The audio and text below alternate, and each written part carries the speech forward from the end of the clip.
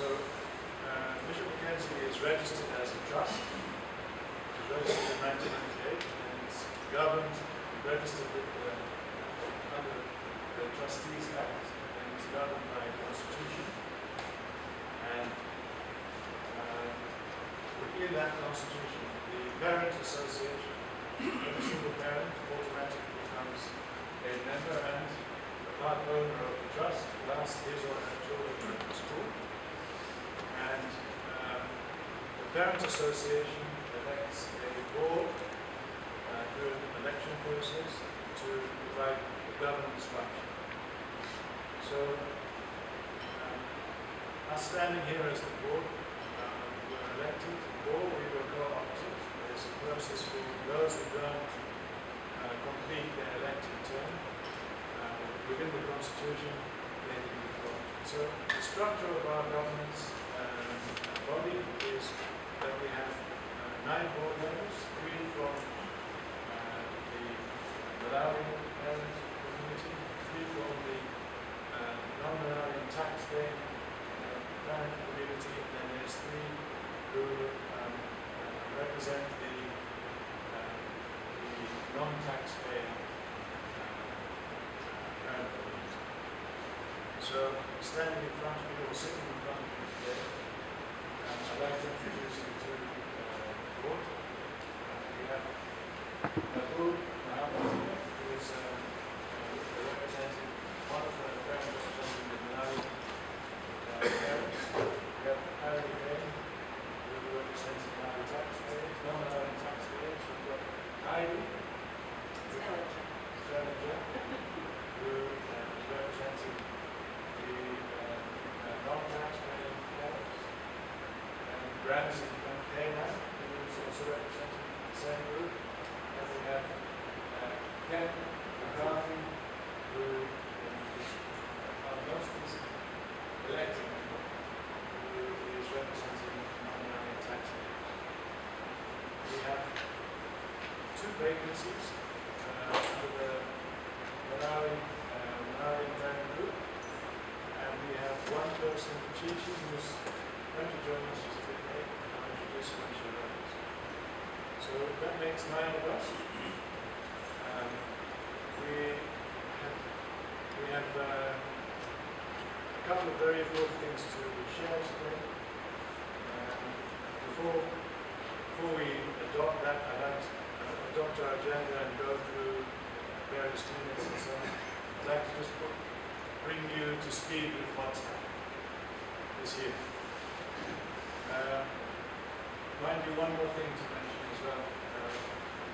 Normally, according to our constitution, the AGM is supposed to be held in March. We weren't able to do that in the last few years for various reasons, but we hope to put things on track this year and from this year onwards. Very briefly, I'd like to just acknowledge the efforts and all the hard work that's gone into the year up to now by the leadership team, headed by Adrian and his 2 heads. Thanks very much for all the good work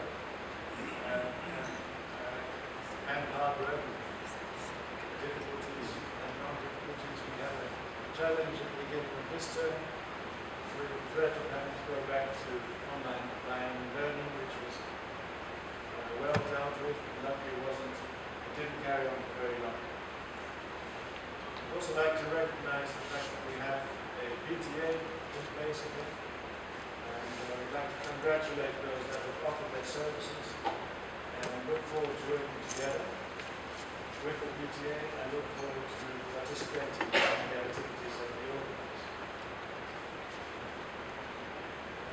Some general remarks about the status of the school. We've got an improvement in the number of students. We're above 600, which is an improvement from last year and the year before, where we had around 550.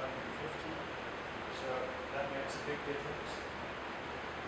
We've managed to work very hard on getting the finances sorted out. We were behind for those who attended the board meeting, AGM meeting last year. we were unable to present the final accounts. We were presenting draft accounts. And I'm pleased to say that not only have we completed those accounts, we have also been able to complete the accounts which are due for this meeting. And as far as I know, it's been a long time since that's happened. So we're very pleased with that. We have the auditor with us today who will do a short presentation of the findings. And the other very important thing for us is that we will be able to, I'll just preempt it slightly, but we'll learn about it as we go through the reports, is that we've been able to build a reserve again in school finances. And alongside that, we've developed some new policies. One in terms of developing and protecting a reserve for the schools so that we are resilient for the years ahead to deal with shocks and so on that we had during the COVID time. We've also established a capital fund, which we would like to ring-fence and purposely utilize for capital development, capital buildings and school improvements in the sports fields, but also in terms of improving the environment for the children, the classrooms, also improving the environment for teaching staff so that it becomes a centre of excellence and a nice place for everybody to continue that. We also embarked on a human resource restructuring process. We found that there's a lot of discrepancies in terms of staff contracts, particularly for the administrative staff, support staff. And we also reviewed whether some functions need better be outsourced rather than be kept in-house. And that process started last year, and we're now at the final stages. A lot of work, but I think we are now in a position where we have a transparent grading system for all our staff, transparent salary scale system for our staff, which makes it a lot easier for management, but also for continuity. Because obviously this is a transient society, so it's good to have structures in place that can be carried forward. We also commenced on a communication strategy. We were aware that communications in school, both inward and outward, needed attention and needed upgrading. So we have recruited a consultant to assist us in identifying what the best communication methods are and what the best communication strategies are. And that's still ongoing. We hope to be able to conclude that in the next month or so. And you'll probably be noticing changes, but we hope also to be planning for the future, so understanding what the roles and possibilities are of social media and other types of platforms.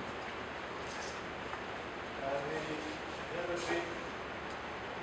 big development during this year was the rebranding exercise. We have a new mission. We are developing our vision and strategy.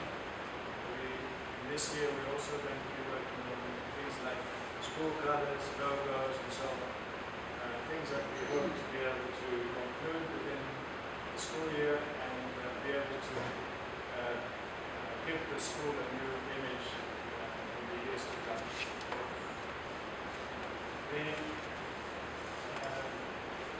The last point before we move to the agenda is, as a board, I'd like to just take the opportunity, as a board chairman, I'd like to take the opportunity to thank my fellow board members for their time and effort that they spent.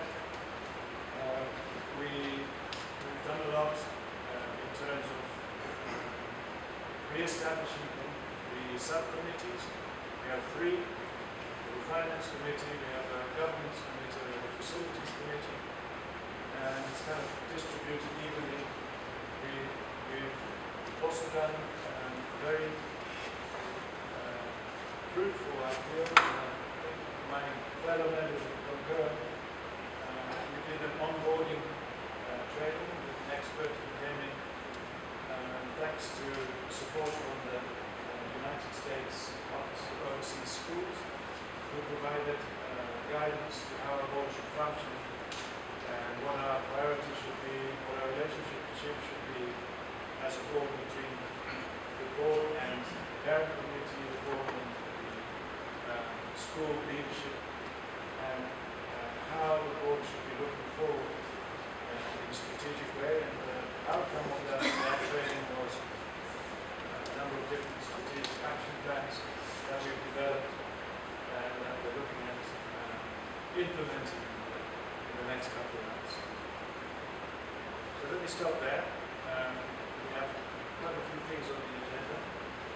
Once again, I'd like to thank everybody, also encourage very much dialogue. Please feel free to interrupt any of us whilst we're presenting to our president, and look very much forward to the rest of the evening. Thank you very much. Should I do the agenda? The formalities, yeah? And you handle the minutes. Okay. Formally, we are supposed to adopt the agenda. Can we go to the agenda? There we are. The welcoming remarks we just had. The adoption of minutes and agenda. Update for the board chair, which we just had, so we're already going well. We've messed up the agenda. Finance reports, school reports, and then a report from the director. Could we have somebody vote to adopt the agenda? Answer comment? No? Yeah. Thanks. So the minutes, I'm handing over to Adrian. I don't think we're going to go through the minutes one by one. We're just going to ask for any comments, specific comments for those who had a chance to read. Right. Let me start by saying thank you for coming. It's good to see you all here, and we appreciate you coming out to the evening to the here. We are taping it, so you can feel free to watch it over and over again. It'll be on the website. This presentation is 48 slides. There's a lot of detail in it, and it's not my intention to go through every single point on this presentation, but this will also be put on the website, so you can go back and look at all the information that we've included. The minutes, distributed the minutes previously by email, and we've also given out some hard copies. Does anyone have any comments on the minutes that they would like to raise? Yes. Last year there was a QA session, and there are no minutes about the conversation we are doing the question and answer session. So we expect it to be reflected in the minutes as well. Maybe now is the time to do the meeting last year was on the 8th of June. Well, we'll ensure that the Q&A is reflected in the minutes. Before the adoption. Sorry? Before the adoption. Saying before the adoption. Saying before they can adopt the minutes, you would like. I'm not sure that we have the information from the Q&A from last year. That would be correct.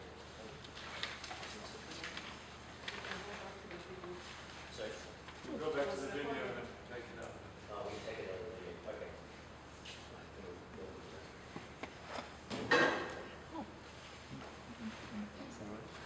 Right, so therefore we'll move on to the financial reports.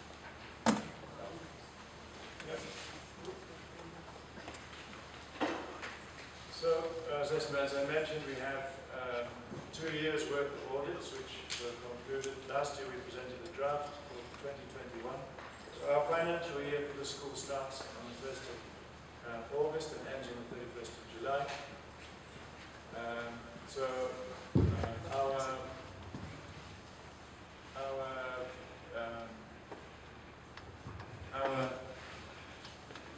financial statements that we're presenting here are for both years. And I'm presenting a summary. So hopefully, based on these figures, we'll be able to deduce what the current financial standing is of the school. And to back it up, we also have our auditor here to provide an overview. So in terms of assets, we have an improvement in the assets that's primarily attributable to a recommendation that was made by the auditor to revalue some of the fixed assets, and we have a considerable improvement in the cash that we were able to retain in the year 2022. That's resulted in considerable improvement in the assets. Just for those for reference, these figures are in millions of kwacha, so not in US dollars, just to be clear on that. We'll go to the next page. Our reserves have improved as well. We have, as you can see here, similar reserves from the previous year, but considerably improved retained income, and that's primarily a result of what I mentioned earlier about an improvement in the reserve policy and trying to build sufficient resources for the school for future years. Carry on, please. Liabilities, they are slightly higher this year, well, in the 2022 year. The main reason for that is that the trade and other payables, we had quite a few prepayments on school fees before the year end and financial year end. So that culminated in quite a large difference, as well as an increase in the number of retirement obligations for all the staff. So that ended with quite an increase in the liabilities, but that's compensated by what we showed earlier in terms of our reserves. Can we go to the next slide? So in terms of the statement of comprehensive income, school revenue was up by about 800 million. Our other income was also up. We had quite a strong foreign exchange gain when the kwacha moved from 835 to over 1,000 kwacha to the dollar. Our expenses were also higher this in 2022 compared to the year before, and that was mainly because we had less staff on payroll. But all in all, our surplus for 2022 was somewhat higher than the year before. The revaluation gain is the one that we spoke about earlier, where the assets were revalued. So the overall surplus was, in terms of the book figures, was still higher for 2021, but that was primarily because of the revaluation of assets. Before I hand over to our auditor, I'd just like to say a few things about the audit exercise. For those who have been here for a bit longer will know that we had quite a long backlog of uncompleted accounts and out-of-date accounts. But it's thanks to the efforts that the leadership team, but also the finance department have managed auditors to very thoroughly go through all the backlog and literally clean up a lot of carried over stuff from previous years that they weren't able to reconcile, that we've now comfortably managed to sort out. There were quite a lot of historical things that would never, I don't think, ever be in a position where we'd be able to sort them out, so they were written off, and we're now in a position where doing the audit is going to be a lot easier and quicker, and hopefully from this year onwards, up to date like it's supposed to be. So perhaps I should suggest that we ask the auditor to present, and then we take questions after that. Thank you. I remember that the first AGM I did, we were busy cleaning the mic every time we handed it over because of COVID.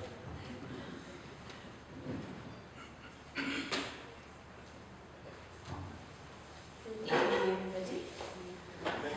My name is Mhatso Chiragata, and I was the audit manager for both the financial year ends 31st July 2021 and then 31st July 2022. I was supposed to have done 2 presentations, which would have taken forever, so I've just combined the presentations into one so that I don't take much of your time.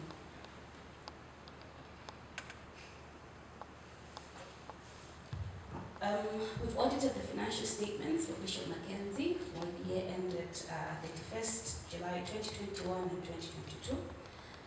All the audits are complete and the financial reports have been issued, and I'm sure everything else has been signed by now.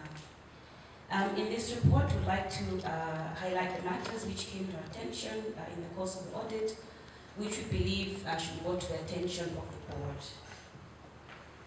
But before I go into detail with the presentation, just a reminder of the responsibilities of the directors for the financial statements.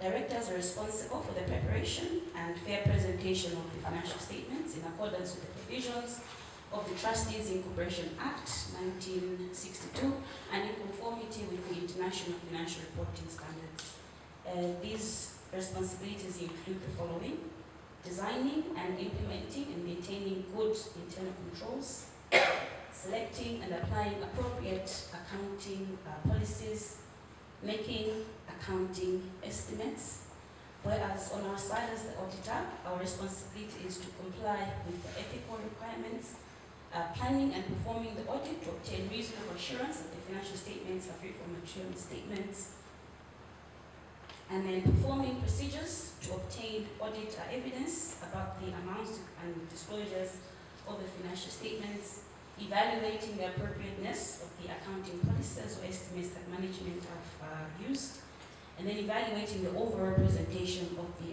financial statements. We believe that the audit evidence which was provided and obtained during the audit was sufficient and appropriate to provide a basis for our audit opinion, and we have issued an unqualified audit opinion for both the financial year ended 31st July 2022 and 31st July 2021. Do I need to explain the meaning of unqualified? Or is it clear? That's fine. It's a good thing. Yes, it's a good thing. Just explain it. All right. So if something is unqualified in audit, it means everything else is okay, as the gentleman has said. We look into the misstatements of figures, but then we have a base which is called materiality. We don't audit everything else at 100%. There's a threshold which we focus on, however, we do not dismiss any figures below that threshold. There's another figure which is below that one, and then there's another figure as well. So at the end of the day, the sample is representative of small figures, large figures, and anything in between. So if anything, being it in its entirety, one figure, is above this threshold, and there's an error, either due to fraud or a journal mistake, then if the client is saying, no, leave it as it is, we qualify the accounts. However, if there's an error and the client is saying, yes, we made a mistake, then we can make an adjustment, then we push it through. Now, if these small figures, where there are errors in the small figures, also add them up. And if they go above this threshold, again, if the errors are due to fraud, or a normal error will also qualify the accounts if the client has said no. The qualifications could be maybe because there isn't information, just for the cases where, for instance, maybe a whole warehouse of inventory got burned at the end. So there isn't evidence there, there's nothing much you can do. Or else, if there's fraud, again, that's a pure qualification. Or else if there's a disagreement in the application of the accounting standard, say the accounting standard says A, B, C, D, E, but then the client is saying, no, I'll do it my way, then again, you qualify the accounts. Again, this is not a qualification. We also issue what's called an emphasis of matter, which is just something to bring to the attention of users with regards to, say, going concern. So going concern is whether an entity is going to be in operation for the next 12 months. So again, if the going concern basis is saying, yes, we'll be there in the next 12 months, but the figures are showing something different, then we say, no, you are wrong, we also issue a qualification.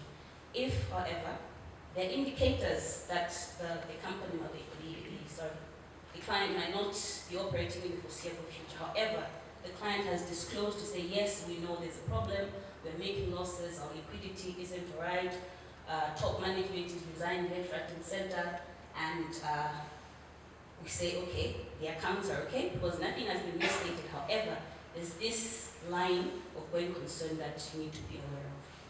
So for Bishop Mackenzie, for both year ends, there were no misstatements, either due to fraud or error. I think you should come answers.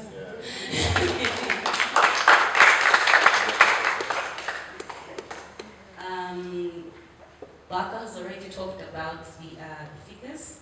However, there are a few things that I would like to bring to highlight on. The working capital, this is where we compare the current assets, monies that are going to be recouped in the next 12 months, against monies owed that needs to be paid in the next 12 months. There's a standard, depending on the entity. So for a school like Bishop Mackenzie, the standard would be 1.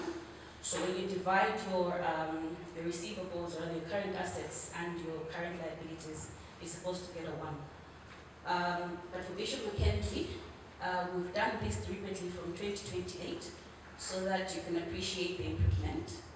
So the working capital ratio from 2018 was below 1. It was just 0.66, and then it dropped further in 2019 to 0.28. In 2020, it started moving up to 1, and in 2021 it increased to 2.08, and in 2022 it's at 2.29, which is close to 3, which is very healthy. And if we were to put this on the graph, so the red line, the straight line, that's the standard, and then what looks like a tick mark is how you've performed against the straight line. So it just means that, you are able to meet your payables as they told you. Whereas if it is below that figure, it means you're struggling financially, so the liquidity of the school isn't working properly. And I think this was the time when we had the fraud, but at the moment, things have turned up and the liquidities are higher. If we are to compare the total assets against the total liabilities, again there's an improvement from 2.5 billion in 2020, 2.6 billion in 2021, and then 3.9 billion in 2022. These assets, and then again liabilities were higher in 2020 rather 2.1 billion, and then they decreased in 2021, and then in 2022 they increased. But that increase is not purely trading liabilities. So it's not like the school is supposed to pay back the supplier. No, these are, as Barker was saying, that these are school fees that have been paid in advance. So unless the school has offered a service, then it can recognize income. However, if a student has not been taught, however the school fees has been paid, then it becomes a liability because the parent can say, I'm pulling out my child. So up until a service has been offered, that's when you realize it as revenue. So for the time being, everything else has been recorded as revenue, sorry, under liabilities. However, that liability does not mean that the school has suddenly increased its trade liabilities. Can I ask a question? We'll wait till the end. No, you can ask this one. That increase in assets from 21 to 2022, explain that. That doesn't seem to be possible because I know there's been some increases, thankfully, in school enrollment, but how does that explain? All right. That's a huge change, right? It's a huge change, yes. There are a couple of things in there. You've got your cash just sitting in the bank, which has gone higher up because of good management. Before, the school didn't have ample cash sitting in its bank, number one. Number two, there was a large number of receivables which were artificial before, and we've cleaned up all those receivables. The only figure that is sitting there is a true receivables. And then again, there was a revaluation of assets that was done.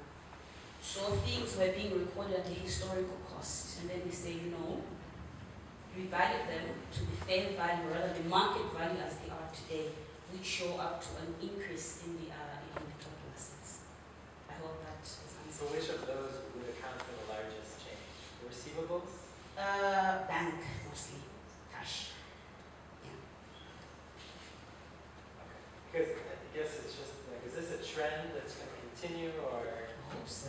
Uh, No, but then don't forget that at some point you've got to reinvest this money. You cannot be just keeping money sitting in your bank. Otherwise, it's not going to do much, and especially with the economy at the moment. So it's best to invest that money into something that's going to yield even more revenues. Yes. I'm sorry, I'm just having a hard time reading the numbers. Can you? Oh, I'm so sorry. Is that better? Just do a slideshow. Is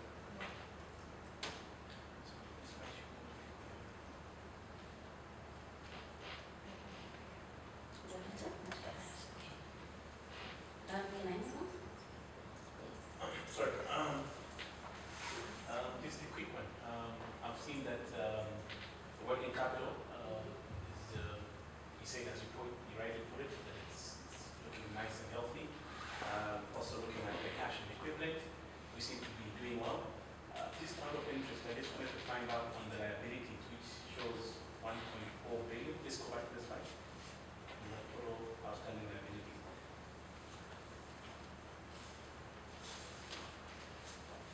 Yes, that one. So with a very healthy working capital and with a very good cash balance at hand, why do we still seem to be having liabilities that are going on the upward? Is it not supposed to compensate? So for instance, like we've got a very positive, healthy cash and working capital, is that figure not supposed to be managed, like to maybe drop, say maybe from 1.4 maybe to around whatever is manageable? Just out of interest, what's the reason why the liabilities are still going up and we've got a very healthy cash and working capital? So remember I said that figure is not made up of trade liabilities. So trade liabilities supplies. That figure is made up of school fees, which several parents have paid in advance. Advances. So at year end, July 2022, a couple of parents paid school fees for September 2022. So September 2022 is another financial year end. There's got to be a cut-off. Is that right? Yeah. Can I move on?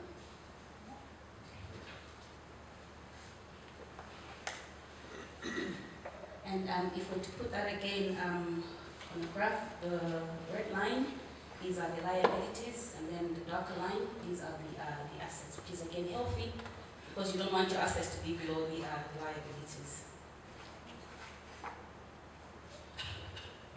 Again, just to appreciate where we're coming from 2020 to 2022, those are the revenue figures.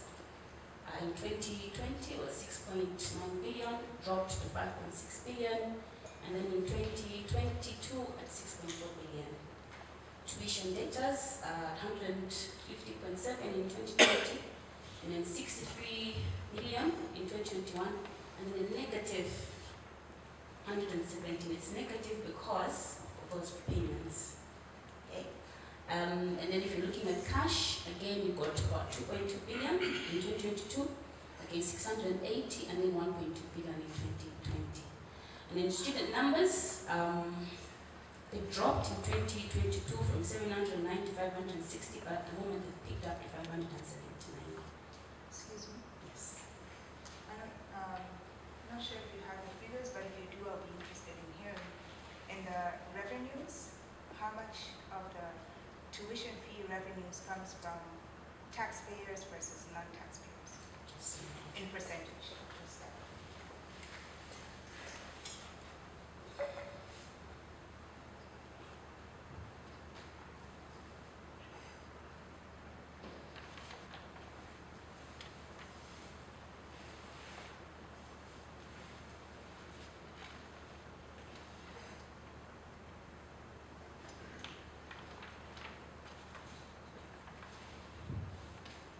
So unfortunately, I don't have the percentages, but I can quickly work it out. So for the taxpayers,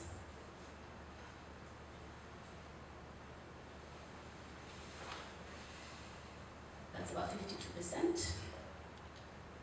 Non-taxpayers, about 46%. And then for staff members, it's about less than 1% or something there. Does that answer your question, ma'am? Yes, it does. Thank you.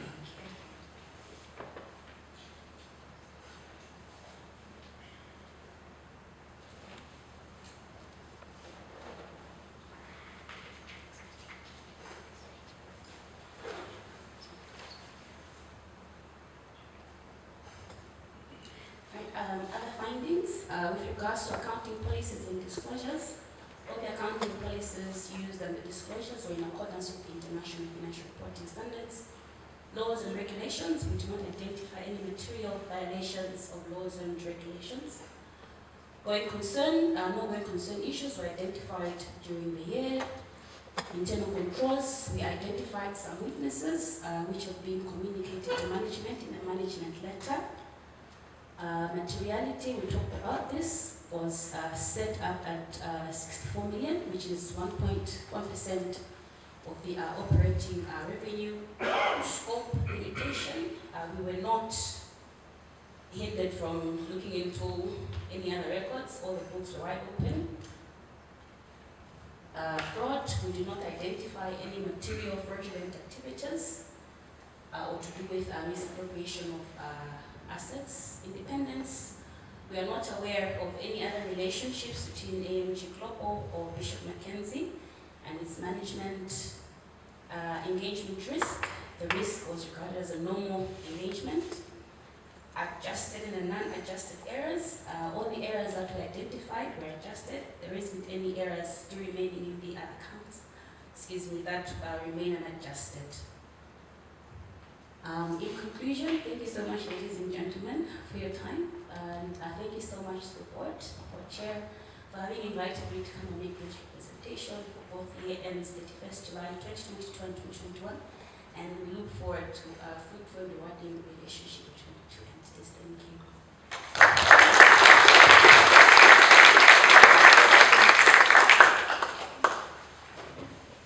Maybe I can just mention, anybody who would like a copy of the two audited accounts, they're available here. Thanks,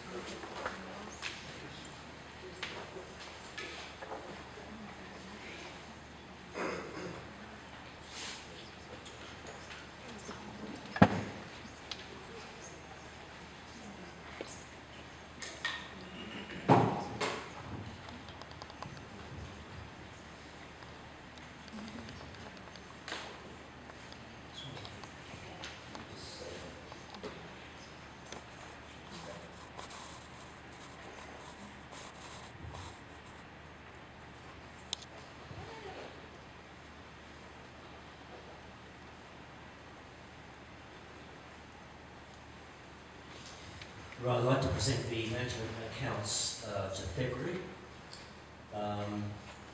you'll see that we have the year-to-date budgeted, the year-to-date actual, and the variance. If we look at the revenue side, school tuitions according to year-to-date. Other revenue is up slightly. That's got to do with some of the grants that have been coming in from previous years which weren't accounted for. So we've been chasing up some of the outstanding grants, particularly from the overseas schools. In terms of expenses, salaries and related benefits are pretty much in line, 1%. Operating expenses and education part expenses are pretty much on budget. So we're pretty well keeping within the budget that we set up in the beginning of the year. And there's at the moment 34% increase in the surplus that we had anticipated this time of year. So I think things are looking okay. Does anyone have any questions? Yeah. Thank you very much. First for inviting me to GM, and luckily every year with more parents will come. I'm Alar Ortega. I have 2 kids, one in year 12 and the other one in year 10. Work for the European Union. Some colleagues from the office. I have a question related to the capital levy. Since this was something that was introduced this year, and on the meetings of the last year's meeting, there was already some targets for working capital levy. Yes. So I would like to ask, because personally I see that, gradual deterioration of school infrastructure and facilities, which I would like maybe today to discuss and address. Yeah. First of all, I would like to know how much the school raised on capital levies last year, if this information can be Sure. exactly. And second, how much has been spent on the targets that were already proposed as part of capital levy expenditure? Sure. And whether today we have a different list of priorities as compared to what the committee working on facilities identified as there are, for example, certain aspects of infrastructure, including the heating of the swimming pool, some of the courts, basketball courts and others, which I've learned from the kids that the school already mentioned that something to be improved, but so far I've not seen much in terms of what has been done with that. So, making it short, how much has been How much was raised and how much have we spent? how much was raised and how much has been spent on the purpose of the capital levy? Okay. Let me preempt what I'm going to say a little bit later. The issues around maintenance, capital development, something that is very much the school very mindful of. We put out a survey, which I'm going to present a little bit later, which actually highlights those issues in the community. In terms of answering your questions directly, we raised around about the capital development fund stands at around about 500,000 at this time. Okay. So US dollars or what's 500,000 US dollars. US dollars. Right. How much have we spent of that? Very little at this stage. You will see later that there's a much more extensive list. We have, with the facilities department, prioritising what we want in terms of capital development, getting pricing, using that pricing to determine the priorities for this year, for next year, and in the long term. So I'm going to talk about that a little bit later. So not much has been spent at this time, but we actually have a number of projects that we will complete this year.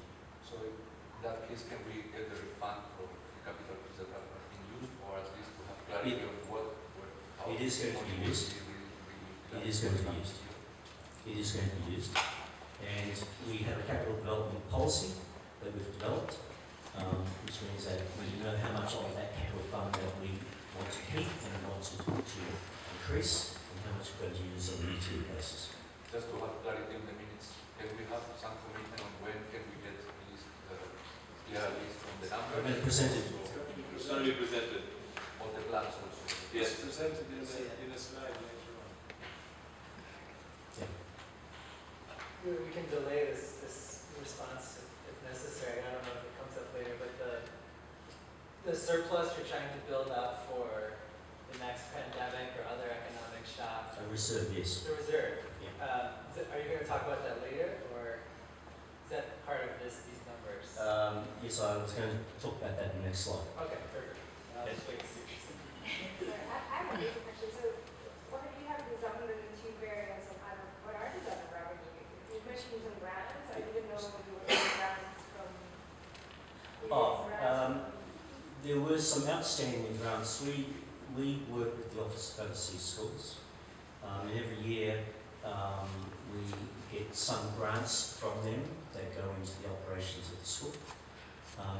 Apparently there were some outstanding grants pre-COVID that hadn't been closed off, and we've been working with the Office of Overseas Schools to close them off so that that income, which was unexpected, has come into the school.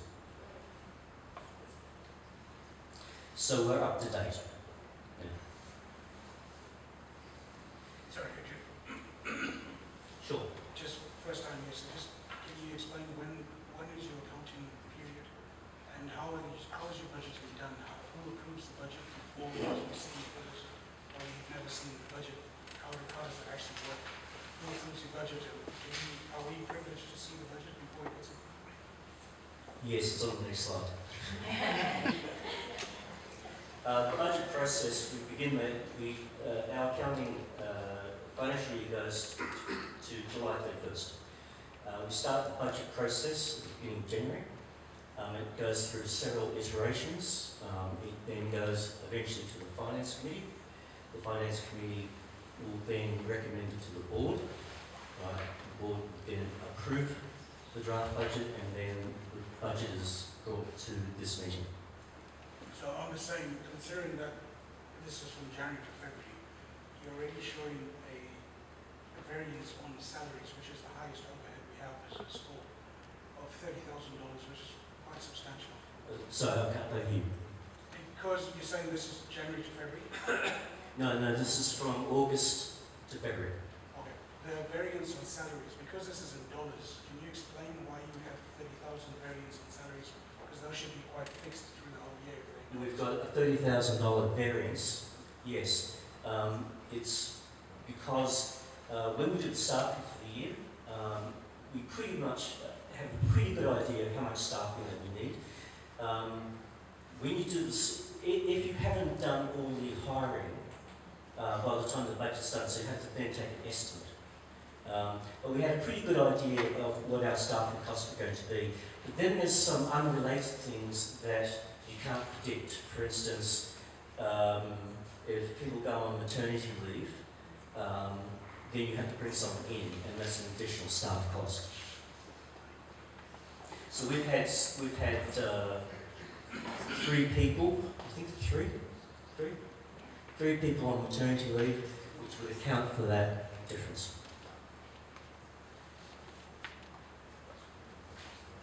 Can I move on?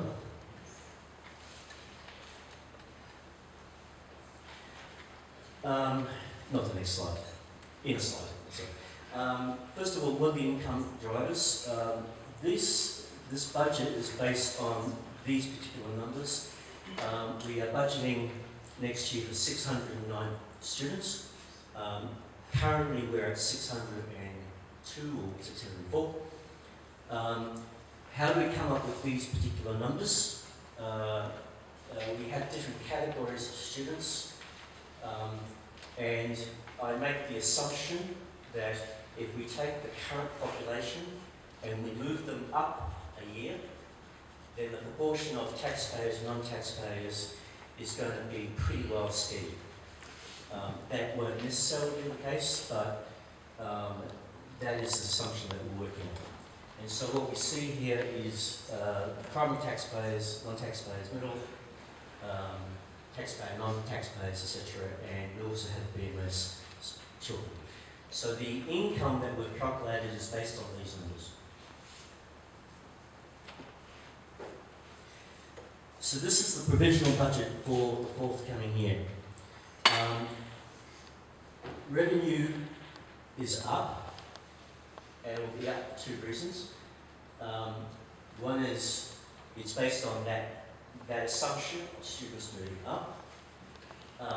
We are also starting to see a trend. This is only the second year because when COVID hit, of course, the school lost a number of students. So last year we were in recovery. This year the numbers have gone up, and we anticipate that there'll be a very small increase next year. But the proportion of taxpayer to non-taxpayer students seems to be changing. And I would put it down to the fact that people with the NGOs and the city are starting to come back after COVID. Excuse me. Other fees. Adrian? The question. Oh, sorry. Sorry, what are the percentages of students? What are the percentages of taxpayer versus non-taxpayer? Students, yeah, out of the total, how many are? Or just give exact numbers if you have. So on the previous slide, Yeah, but the total sample is not there. I didn't work out percentages. It's fine. I'll calculate it.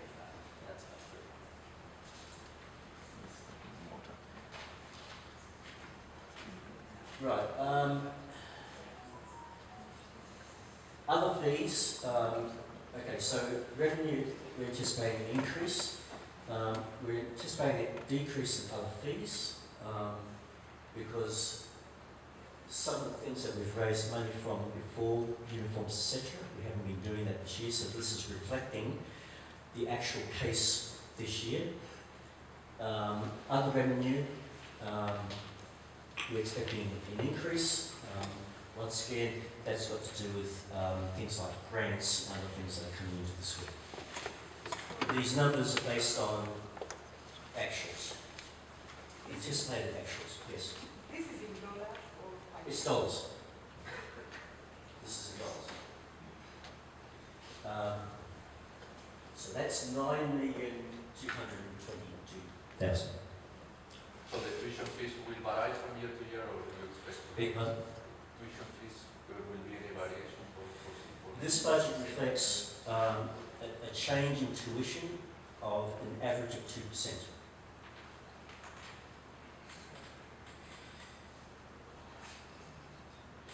I would just go to the expenses and I'll explain finance policy.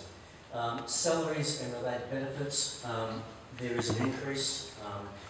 We have only one additional staff member for next year, above what we do already. But staffing costs each year increase, regardless of the number of staff. The teachers are all on step. They go up a step, so you expect an increase of around about 2% or something. So staffing costs have gone up, one increase in the staff number. Operating costs are pretty much in line with this year. We base these numbers on actual expenditure. By the time we do this budget, we're halfway through the year, so we have a pretty good projection about what it's going to cost us for the year. So these are on either actuals or based on current usage. Education department costs, once again, very little change between this year and the next year. Putting this all together, we're anticipating a surplus of around 593,921. Why that number?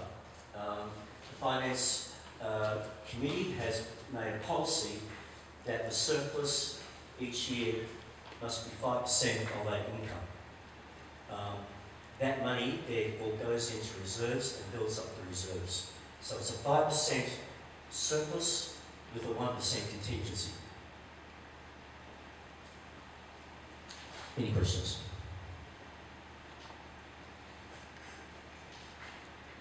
Yeah. Did you factor in increases in tuition, school fees into the increase in the revenue? Yeah, this reflects an average 2% increase in tuition fees. Oh, okay. I thought you meant there was an increase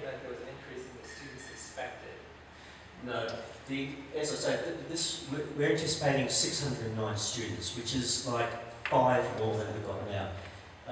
We tend to be conservative with student increase because of COVID. We're still waiting to see trends, and this is only the second year. This is the third budget. We are coming back to the issue of the tuition fees. You mentioned 2% average, but can you specify whether there are changes in parameters and what will be the reason behind this change for the fees? Why that the dollar becomes stable and payments are low? Yeah. Okay, in terms of the specifics, it hasn't been finalised exactly where the tuition increase will be. What's the justification for the increase? I think it's 2 things. One is that we need to generate a surplus because we need to increase our reserves. And the Finance Committee has made a policy that the reserves must be increased to the point where it is covering 6 months of operational costs for the school. And we're not there yet. So we have to increase our reserves. We haven't had reserves in the last few years, but we're in a position now where we're increasing them. The other reason is that if we don't have a tuition increase of that amount, our staffing costs are going up, regardless of anything, and so we have to cover our costs. So it's a twofold kind of situation.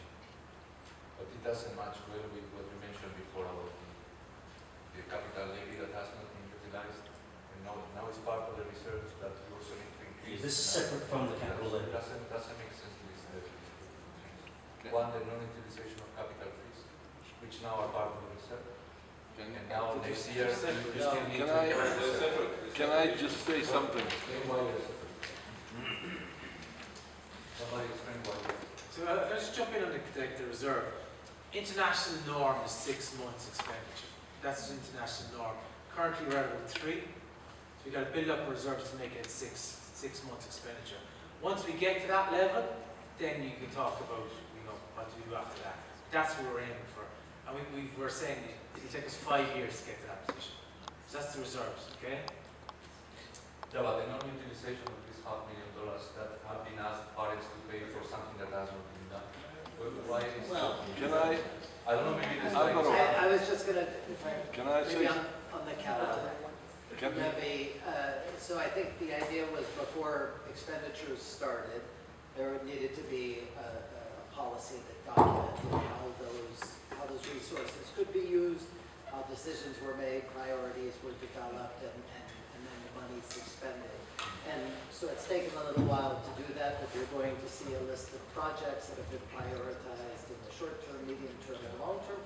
When you say $500,000, it seems like a huge amount of money. It's a significant chunk of money, but if you're talking about buildings and construction and we have to trust on the money that is being taken for a purpose which has not been fulfilled. So next year, on which basis the school will ask again for such a fee if the money is not being utilized? The point is about accountability to what the school commits. There's a commitment, sorry, let me finish. There's a commitment by the school, there's a commitment first to ask parents to pay a number of $100 for capital fees, something that has been decided last assembly and was already a list of things that the school would do, and now it comes almost at the end of the year that this money has not been utilized, but there are still plans to do that. And our money has been already spent or has been already paid. So how can we trust that next year we'll ask again for the same and the school will do what they are promising? We have made a commitment to use the capital development. Can I? We're driven by funds. Can I just explain to you what's happened here? Obviously, you are a non-taxpayer, so you're going to be here for 3-4 years and then you leave.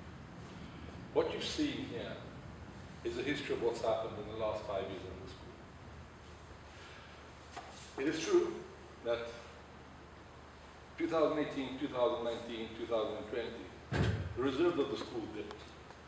The reason was that this very same building in which you're sitting was built.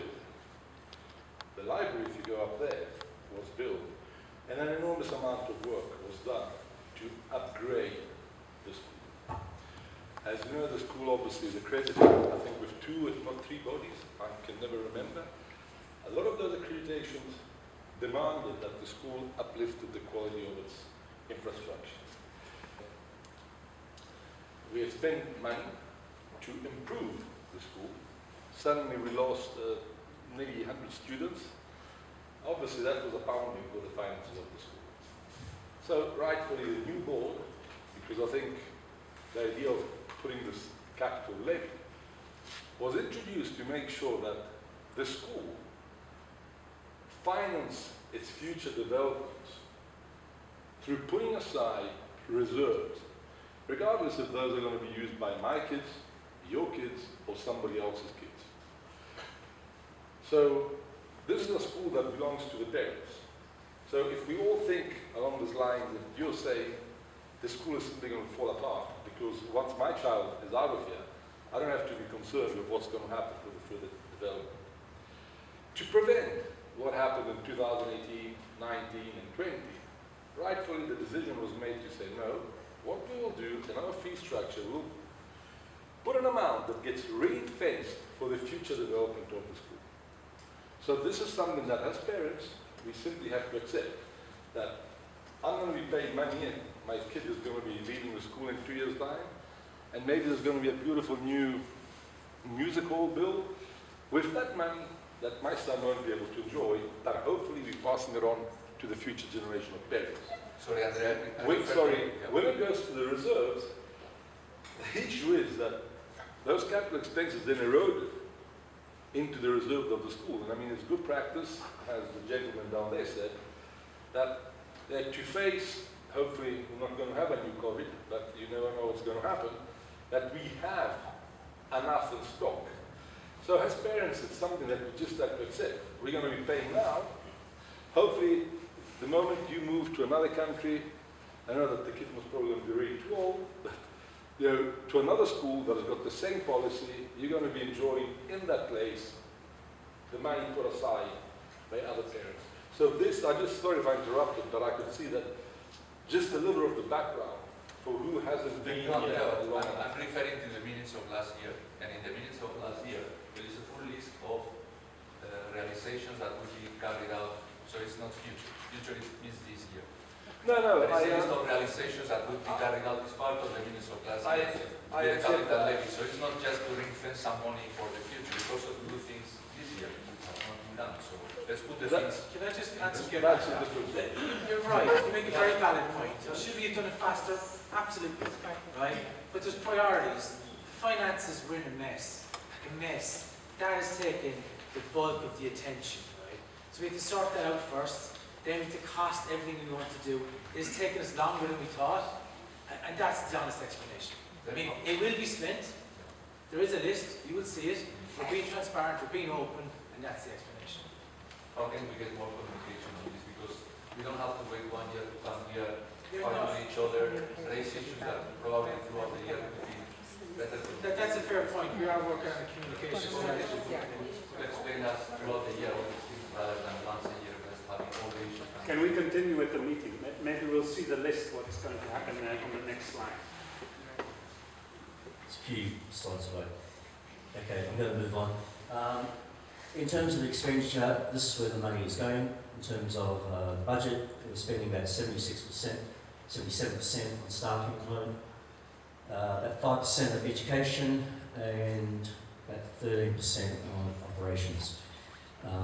That's in total 94%, and that takes into account, as I said before, the 5% that goes to the surplus and the 1% contingency. Are those numbers in line with international standards? Pretty much in line. Staffing costs are slightly high at the moment. Educational costs should be around about 5-6%, and operational costs are around about in line. So we're moving in line over the last couple of years in line with where we should be. What are exactly educational costs? Can you elaborate what those costs are? What are educational costs? What are they? What kind of? Okay, well, staff costs I think are clear. Operational costs, they're the things that we spend money on to run the school. Education. And the educational costs include the educational supplies, money that is set aside for putting things in the classroom or supporting the learning program, teaching learning program in the classroom. So that goes directly to education. Okay. So just this being, this is something that actually affects, the quality of the education. So are you going to have a target for 5%, which is the international standard next year? Or how are you planning to be? This is for next year. Okay, Right. Sorry, that is of course. Okay, so that's, yeah. So we are moving towards what should be the case in the school, right? Obviously, things over the last couple of years with the staffing costs, the COVID effects, all those sorts of things, sort of made a difference to the way that the school spent its money. So we're endeavouring to move things in the right direction, and we're almost there. Can you remind me how much was in the current budget education costs? Now is 4.6%. Next year is going to be 4.6%, while this year was Current education costs, I think it's around about 4.4. I think. So you plan for a 0.2% increase? Well, as I say, I'm trying to move to 5 to 6%, which and it's just like the staffing costs. The amount of staff that you have relative to the income of the students is slightly higher than it should be. It should be no more than 75%. Once again, we're trying to move towards that direction.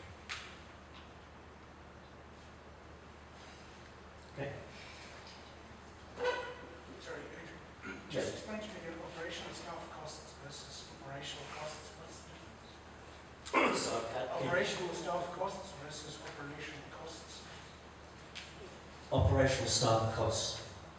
And so the question is. What's the difference between the two, operational staff costs and the operational costs? Okay, well, teachers, it's obvious. Support staff would be. Just the operational staff costs. What does it cover? This is how much we pay our operational staff. And every Administration. What do you mean by operations? operational staff are like the artisans and the general workers. We have general duty workers, we have artisans, we have some commissionaires, right? They're operational staff. Support staff are people who are in the administration block, right? Finance, HR, all those things, and of course the teacher costs is clear. Right, thank you. I'm going to move on. We're now going to the school reports. I'm going to start off with my section, then we're going to move to primary and then to secondary. I wanted to put up the students. This is the changes in numbers over the last period of time. So May 22 was when we had our last AGM. Then we look at August, we look at January, we look at February. And so we're seeing that the student numbers are increasing. We are also seeing that the proportion of non-taxpayers is also slowly increasing. And that's going to make a difference to our income. And what this doesn't show is that the proportion of students who are now staying in year 11 and 12 and next year 13 is going up. Okay, and that was one of the concerns that was mentioned, I think, when I first came. And we're seeing a lot of retention. That's healthy. That's great for the school. Human resources. Number of teachers finishing contracts is 15. The number that we've appointed is 16. No, but 18. Sorry, 18 ending, and 19 have been appointed. So we've completed our recruiting for the year. The one difference is that we've increased staffing in learning support, and that's in line with kind of our vision for that department. You know, we've set up this year the Student Services Department. We've spent a lot of time with our learning support and putting in procedures and policies and tier 1, 2, 3 referrals, which is what we need. And so we're increasing it by 1 next year. The following year there'll be a greater, an additional increase. In support staff, the most recent increase is that we've now employed an admissions and marketing manager, whose role it's communications, it's marketing. The school really does need marketing, and we've not had someone to do that. We've now brought someone in who's going to lead that. And once we complete our communications audit, that will help us with this. Are these usual figures for the past years too, in terms of teacher retention? How many teachers are remaining versus how many teachers are leaving? How does that compare? This is more than last year coming into this year. What's the ideal number? Parents often like to ask. Do we want no turnover in staff? And the answer is no. Do we want a large turnover of staff? And the answer is no. Because we want continuity. For me, the ideal is about 10% turnover a year. Because people move on for various reasons, and you get new people in, you've got new ideas, and that's good for the school. Will it vary from year to year? And the answer is yes. So it's larger this year. Why are people leaving?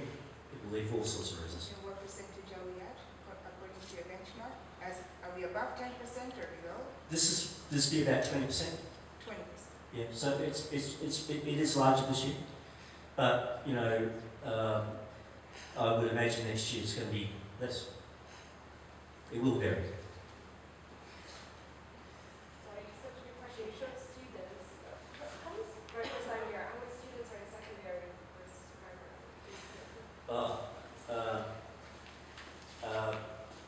In primary, I think it's 356.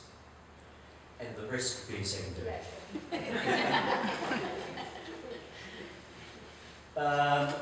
Quick slide about colleges. You know, last year at the AGM, we were able to let everyone know where our students were going, because that was in June. This is not June. But you can see that the college application process is doing very well. All of the students who are going to college, I think they've all got offers. And some have got several offers, and we're also waiting on several. So they're still waiting. But it's only March. Are there only 9 students in year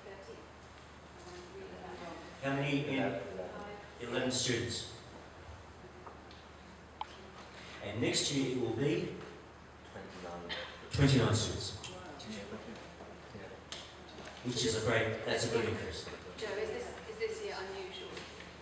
The 11, yeah. I mean, we even had 4 leave from year 12 to 13, which for the DB program is wildly unusual. Good. I want to talk a little bit about the CIS NAS prep visit, because we just had it about 6 weeks ago, and some of you will have met the 2 visitors. One was representing CIS, one was Council of International Schools, the second one was representing NIAS, which is the New England Association of Schools and Colleges. It's our accrediting bodies. The accreditation process is extremely thorough. They come in and they look at every single aspect of the school, and they split them up into domains. So domain A is purpose and direction, which asks the question, okay, we've got a mission statement. Are we living by our mission? Does our mission guide the way that we make decisions? Is it affecting the school on a day-to-day basis?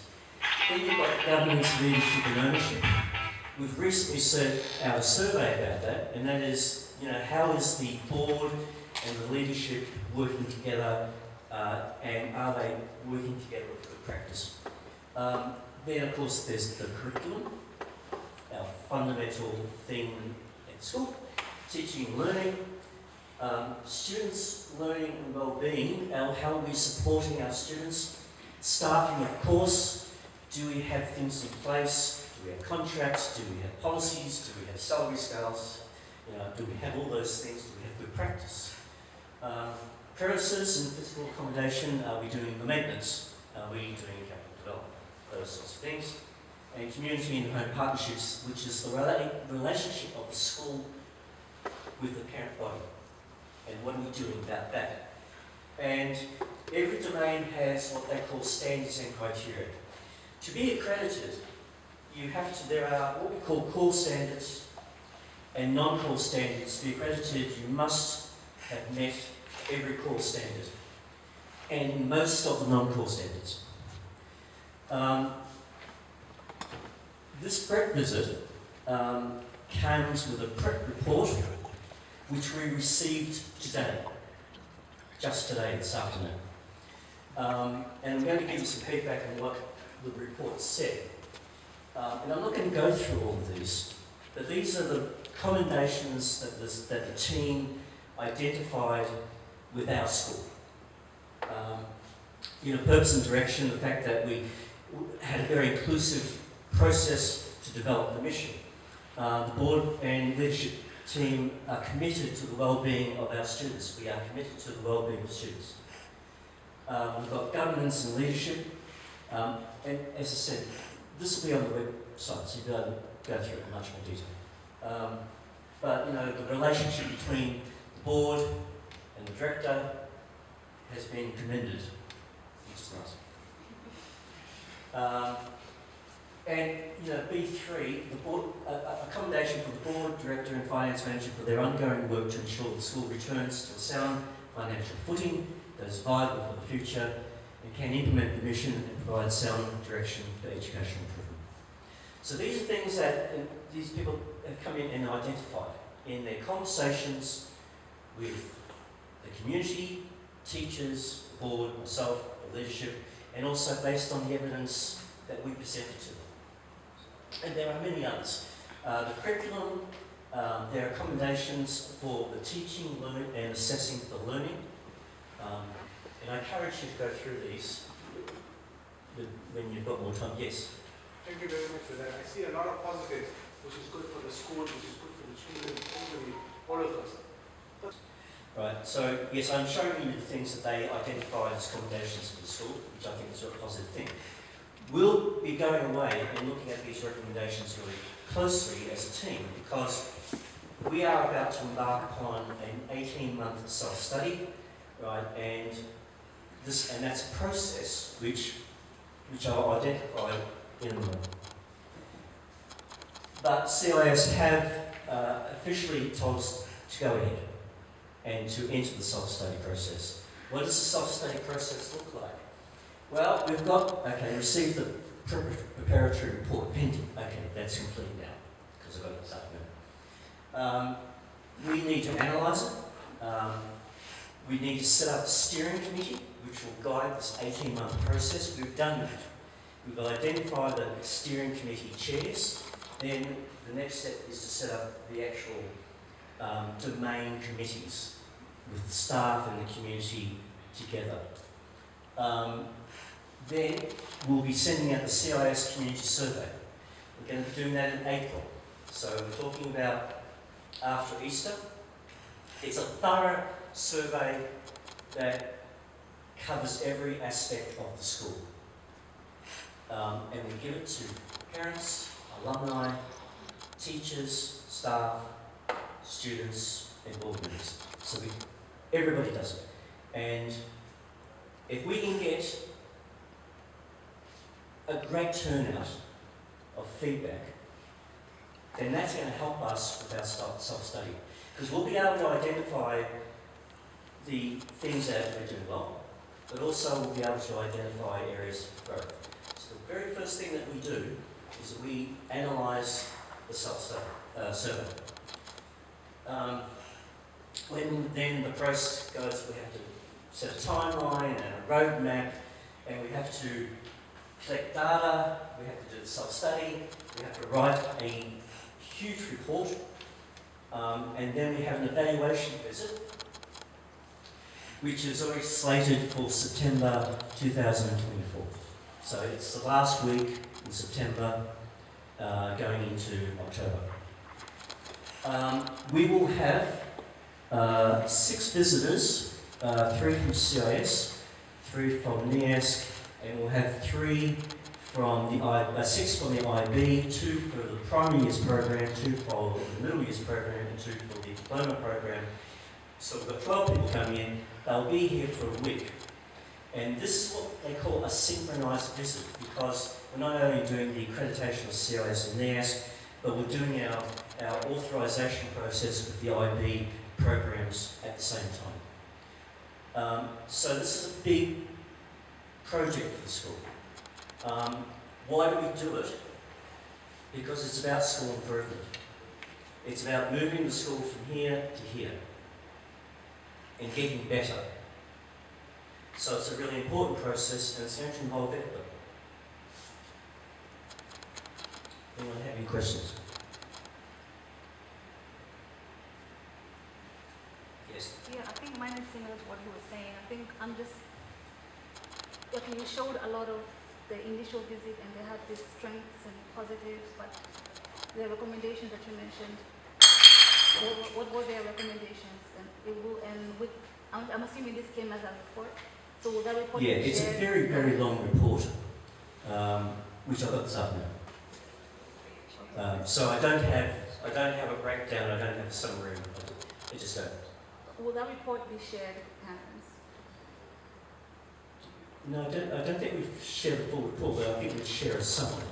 Because there's got to be context. Sorry? It's very many pages. So Yeah. we usually would summarise it, and from that you could see what our action plan is going to be. Yeah, I'm just, whichever way, a summarized report or whatever, like it would be shared. Yeah, we will be communicating what essentially the report talks about, but it's a very extensive report. It's going to take us a long time to analyse it. Sorry, once again, Mr. Mudi, I thank you for looking at the report. I understand the report is quite extensive, and only parts of it will be summarized. We'll thoroughly go through it and we'll summarize it and we'll give it to the parents for their viewing. But I'm not entirely convinced on that answer. I'm not picking at a subject or something. I understand you guys are doing quite well. It's not that there's something wrong. But if there are some negatives or some gray area, if those could also be highlighted, the way the good areas or the recommendations are highlighted, then it gives us a balanced view. That's what I'm trying to ask. And as I say, we're quite happy to summarise the report and share it with the community. That's fine. Okay. But for me to send the report to everybody, No, that's fine. That's fine. There's no context.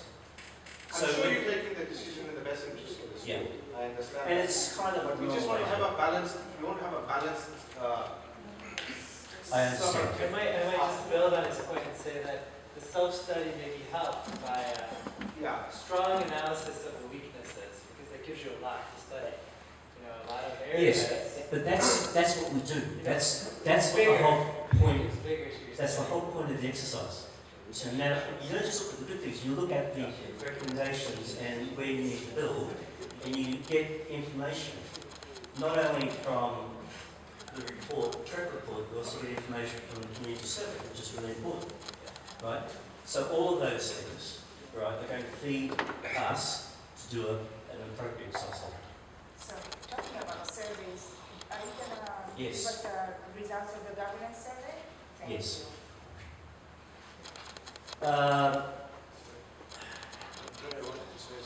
No, I've said rough enough. Alright, and I'm going to move on. I'm going to move on to the primary and secondary reports now. This particular slide is just some of the things that we've been doing this year. Some of the things which I could highlight, the functional review is a huge thing for the school, and I think it's made a huge difference.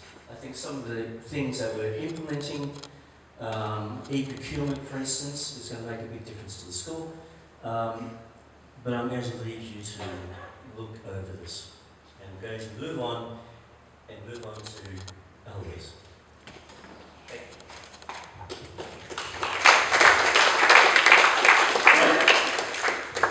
Hello, everybody. So I'm not going to talk about numbers, but about the magical word of primary. And I'm always excited, you know, when Adrian said it's AGM time and you have to put together your report. It's always a really nice weekend because I'm reflecting on everything we did together with our team in primary. And there's a lot to celebrate, but it's also a good time to think about, like, where are we in our journey, where do we want to go, and how we're going to get there. So I'm going to talk a little bit about learning, community, integrity, and excellence. And let's just move on because apparently I only have 10 minutes. All right. I think, you know, I know, you guys know I'm a big fan of our primary school. I think we're a very dynamic team. If you meet the teachers, if you would sit in staff meeting, they're incredibly enthusiastic and passionate, and they're really what makes primary so special. They give everything they have, every single day, and it's because of our wonderful students too. So I think, you know, when I'm going to talk about where we are in primary, it's a real team effort. It's the wonderful teachers we have, it's the students who ask questions all the time, and can we have this? And today was a good example. I had meetings in my office, my door was closed, and students would march in and be like, can we talk? Can we talk? I'm like, guys, I'm in a meeting right now. Yeah, but this is important. So I think primary students keep us on our toes, and then of course the parents, you know, coming in, talking to us. So it's a real team effort, and I'm excited to share it with you. Yeah, let's go to the next one. So, this is my 4th year at BMIS, and I think one big focus in all those 4 years was our maths curriculum. I remember one of my first meetings where we had a lot of very heated discussion about maths, and it was really good because it helped us reflect on where we are. And in the past year and a half, the poor board every month has to listen to me being like, this is what we did in maths, and we're moving forward. But what we really try to do is to look at the maths curriculum that we have. And the IB scope and sequence maths, we took that, and then we looked at the Common Core standards from the states, and we aligned the curriculum. So then we looked at reception to year 6 and tried to align all of the standards to have some consistency. Because what we had in the past, teachers felt like, you know, I'm teaching this, but I felt like they already taught it in this year, or I'm not really sure what they're going to teach, and we really needed to align it. And I think we have now a rigorous maths curriculum, and it's a long process, so we have the document. All teachers got trained in a certain way of teaching maths based on the newest maths research, which is based on brain research too. And I feel now it's taking the next step. So right now we had a maths curriculum group who's looking at like what program are we going to use, what kind of resources do we need to actually implement the program that we put in place. So it's this journey, we're not totally there yet, but we're making really good progress and it's exciting. Assessment is a big thing. We started to implement beginning and end of year assessment last year, and we're tracking the data, which is nice to see. What kind of data do we have? What progress do we see? What kind of patterns do we see? We do map testing twice a year, which is really good because now we have enough data to show us actually the growth we're taking as a school. And I think just this idea of like assessment is important, not because of data only, but because it informs teaching and learning. Right? The teachers look at the map test scores, they look at every single student, they break it down, they look at their own practice and be like, why do we have those scores? What do I need to change in my practice? What kind of support do I need to give those students? So the assessment practice, same thing, I think we came a long way, we still need to go further, but there's a good understanding of like assessment is important and we're going to do it. Compassionate discipline, it's now our 2nd year doing this. I think this idea of like, we moved away from very much like, here are our golden rules, and if you don't follow them, here's what's going to happen, and it's punishment, to more like understanding like, if a student behaves a certain way, there is a reason for it. So let's understand why a student behaves this way, and what that student needs in order to reflect and then move forward. So I think that has also trickled down in the classroom, and we focus a lot on social emotional learning, and also like, taking parents with us. Our parent coffee mornings with the counselors have been a big success, and a lot of those strategies have been shared with them. All right. Community, this year we have class reps again, and I think every year we're trying to involve the class reps a little bit more. I think we still have a long way to go, but we have the class reps, we met with them, they give us some feedback. I know they are very active on WhatsApp groups, and teachers appreciate those things of like sending reminders, tomorrow's swimming, remember this. I think planning events together, teachers are really good about like, asking for help, and then parents always very willing to help. I think weekly communication you get from teachers, writing their weekly emails, we're using Seesaw. You get bombarded by my long bulletins, I can't keep them short, there's too much to celebrate. But very much like, I think one thing we were excited about is having parents back on campus more and more, and that's something we really want to continue to foster. Jungle Gym, I want to bring it up because that's the students are really proud of it. That is absolutely the students doing that. We have a new Jungle Gym. If you remember, Stuco came up with this idea. We fundraised, parents were amazing supporting it.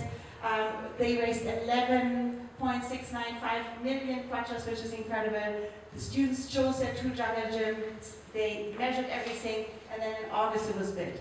And I can see that the students are so proud. It's always their Jungle Gym. And even like today, when we had to block it because there were like some spiders and caterpillars on it, they're like, Miss Emily, what's happening to our Jungle Gym? Nobody asked us. I'm like, go ahead. So it's really like this ownership, which is great. And then the culture of kindness, I think we have been working really hard of developing that culture. Kindness matters. It's not just a saying, it's not just something fancy we do in January 1 week and then we forget about it. It's really important for us. We developed the 3 R's, and I think the students now understand that's what matters at school. When they do something they should maybe not have done, we always talk about like the 3 R's and the culture of kindness, working together, and it's not just something we do at BMIS. This is going to make you a better human being, it's going to help you in life, and that's really the big idea behind it. So I think students really embrace this, and parents have been great supporting the initiative. All right, integrity, professional development. This year especially was nice. We did a lot of like little workshops with our teaching assistants on behavioral management, how to use Seesaw, maths, the exhibition, but then also very excited, teachers actually don't know this yet, but the TAs all signed up for a really good workshop over April break, 4 days that they're going to do at a Montessori school, and it's all about classroom management, asking open-ended questions.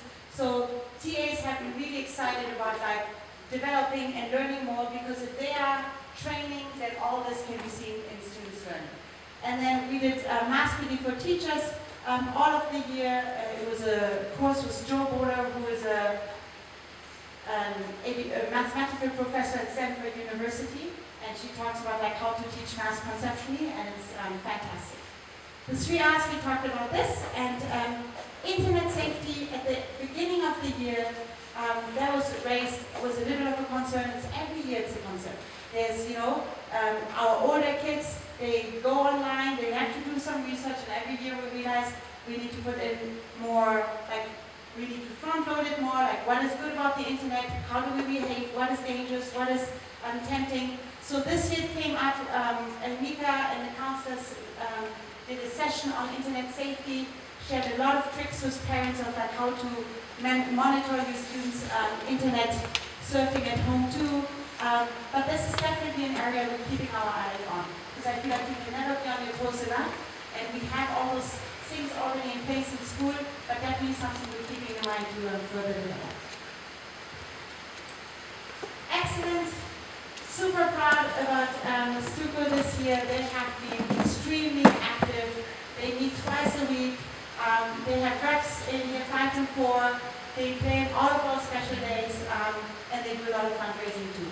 But what is really incredible about Stuco is, for example, they raise money, they got all the break time equipment, and it was a problem about it would always disappear. We bought new equipment, it disappeared, and the student council came up with a sign-up system, and now every break time they sit in Mr. Derek's office and get the little booklet and like, name, what do you want, and they sign it out, and they're serious about it.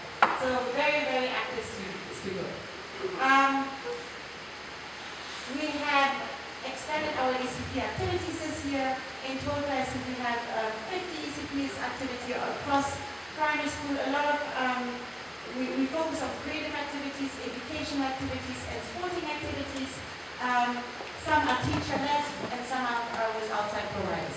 So we're always trying to bring in some experts who can teach things like taekwondo, cooking is a big hit, and things like this. And then sporting events, a lot of different sporting events. I think especially after COVID, it has been nice seeing the kids be so active, doing not just swimming, but netball, rugby, football. If you're a parent of one of those active students, traveling a lot up and down, being in different schools, but it creates a great sense of community, and the students are very excited about it. And that is it. Do you have any questions?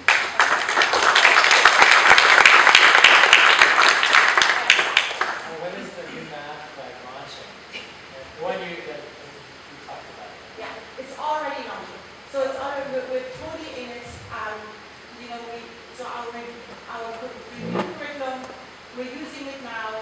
We have developed a continuum where we highlight the students where they are. What we learn in our PD, we are actually doing it right now in the classroom, and now we're working on the resources that we want to order for August, so we have it ready, and then, so it's this continuum, it's not just that we're waiting and we're not doing it, it's like we're doing it, and doing it, and doing it, and reflecting. Thank you. Nancy? She do it in 10 minutes. The trouble is, if I try and do it in 10 minutes, I talk so quickly, which I normally do anyway, nobody understands me. So I'll do my very best. That's not mine. Not mine. Not mine. I think this was last year's.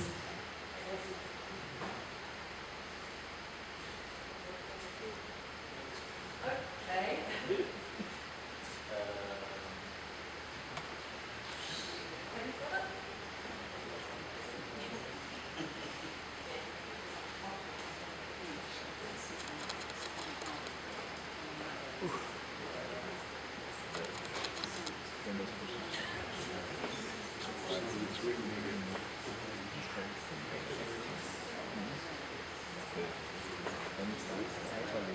I think that's my 10 minutes. I will sit down.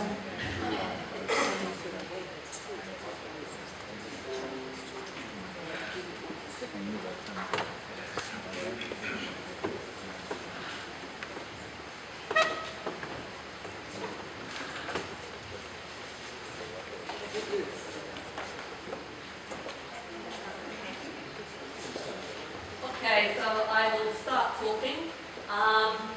So I've now been here for 6 months, and I must say it has been really busy. But at the same time, it's been extremely enjoyable and even at times joyful. So my areas, it's kind of hard because there's been sort of highlights some of the main areas, the main events, and the main developments. And I've aligned them.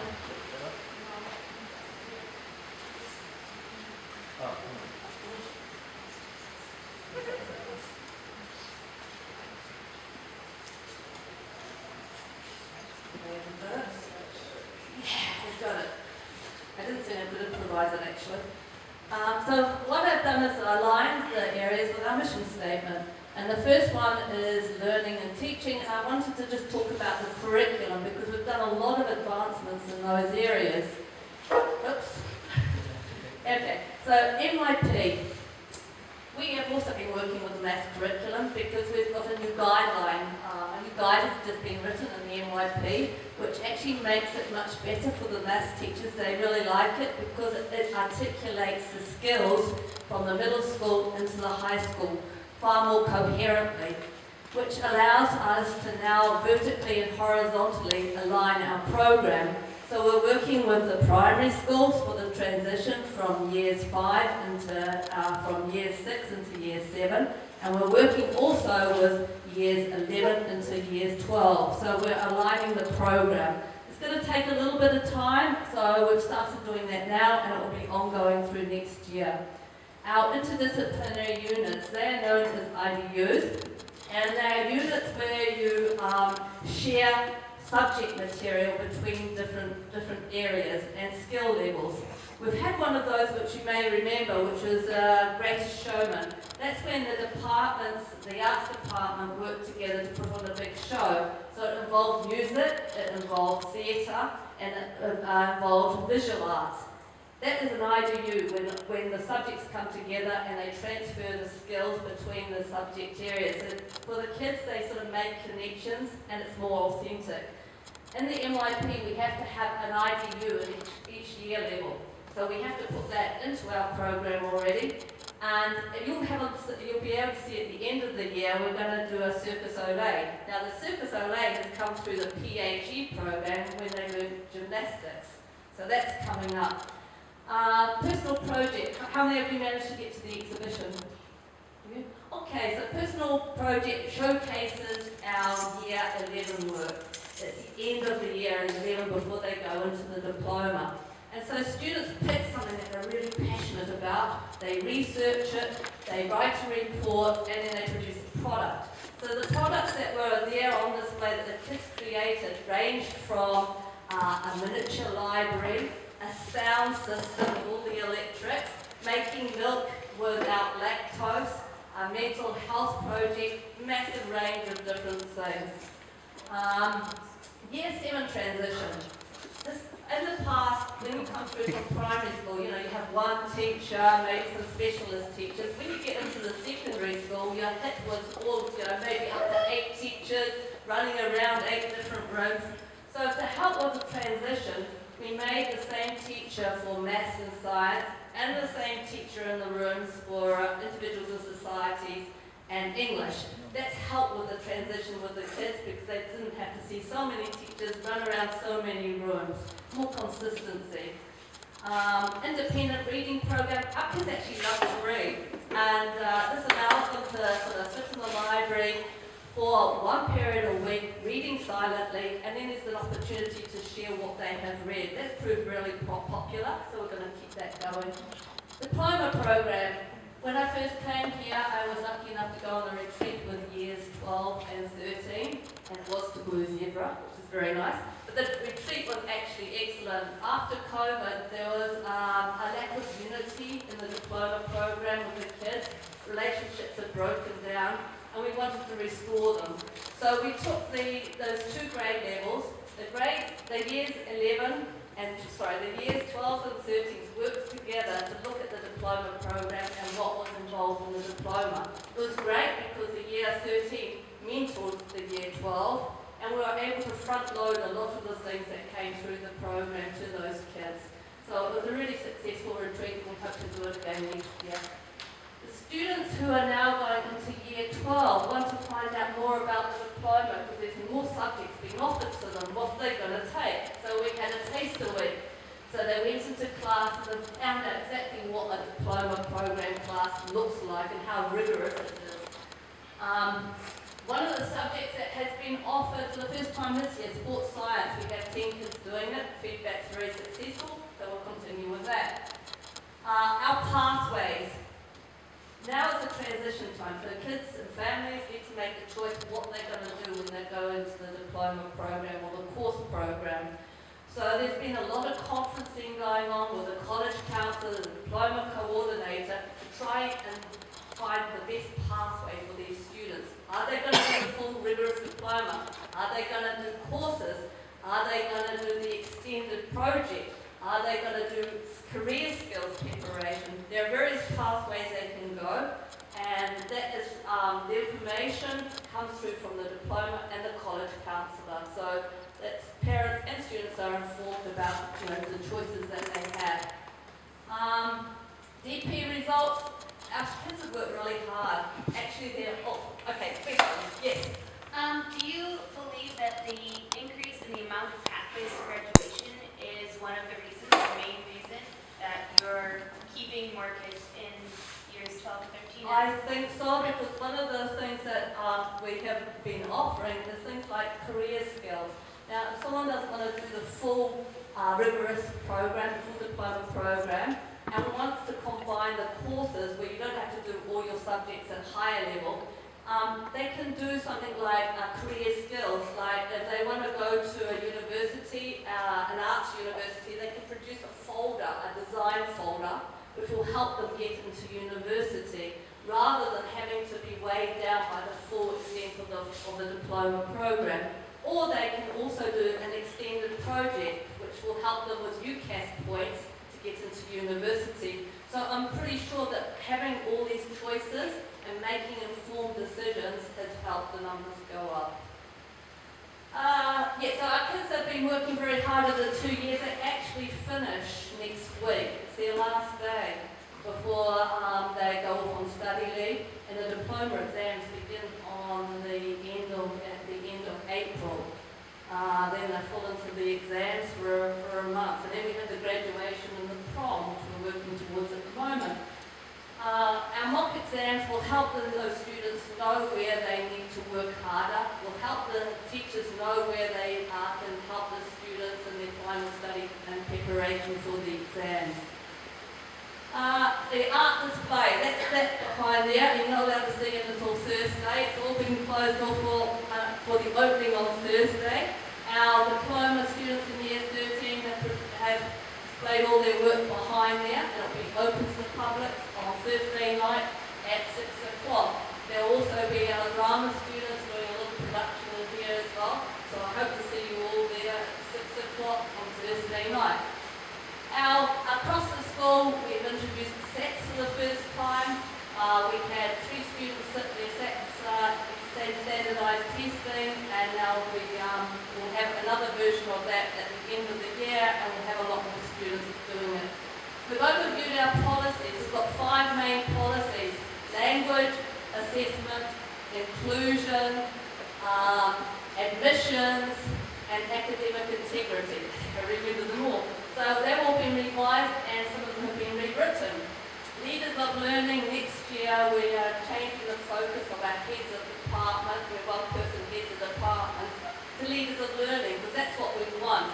We want people actually leading the teaching and learning, and the focus on inquiry or authentic learning within the departments. So we've changed that job description slightly to emphasise teaching and learning.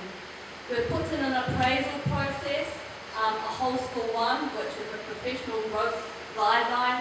It's based on teachers setting goals, us visiting classes, doing observations, giving feedback to the teachers, and the teachers identifying where their areas of strengths are, and us helping them and guiding them in the areas which need strengthening. Okay. Building growth. Our house competitions have been reinstated after COVID. These are a mixture of culture, arts, sports, a whole range of different things. The big thing is it's lovely to see the year 7 kids working with the year 13 kids, working collaboratively to solve problems, and often coming up with something really interesting and entertaining at the end of it. Our MAP, we did our MAP testing at the beginning of the year, and we were above average of international school skills in all the areas of reading, language, and mathematics. So we're above average in all those areas. We have another MAP testing session coming up in April. Student initiatives, loads of initiatives going on with Stuco coming up with ideas, theme ideas, working on dances, helping with decisions within the school, including lots of tax and service activities, and also student participation in the graduation of the prom committee. Professional development, teachers have been working on our wellness areas that we've been putting into years 12 and 13, making them successful and also authentic for our students. We've been sharing best practice. We've been working on our policies and our procedures and putting those into place. Biology week, the year 12, the big assembly on the ethics of genetics.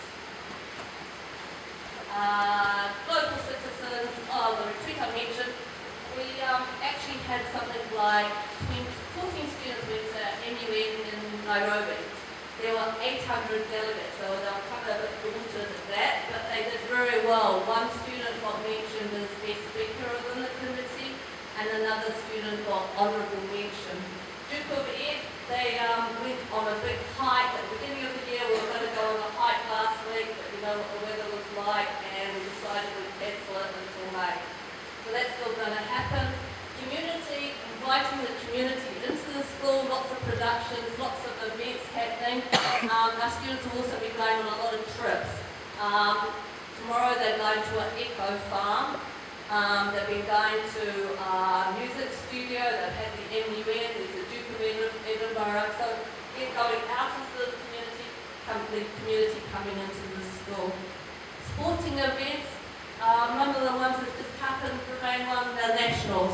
We had something like 25 students involved in the Nationals and 2 teachers. We got 30 golds and loads of silvers and bronzes.